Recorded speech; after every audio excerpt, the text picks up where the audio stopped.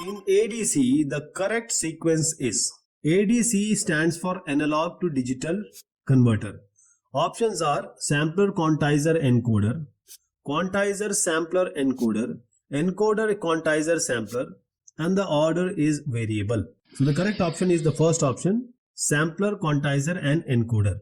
Now in the analog to digital conversion, the whole idea is to convert the analog signal into the digital signal, that is the sine wave, into 0101.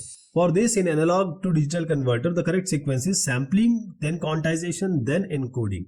That is, the processor actually converts the analog signal into digital signal, and that can be processed by the digital systems because analog signals cannot be processed by a digital system.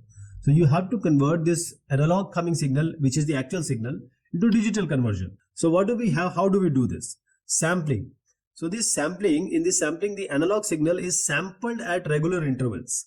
The sampling rate must meet the Nyquist criterion, which requires the rate to be at least twice the highest frequency present in the signal.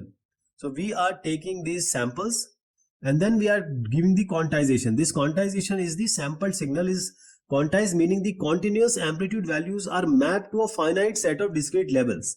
So we are giving, say, 8 levels in this scale, 8-bit quantization.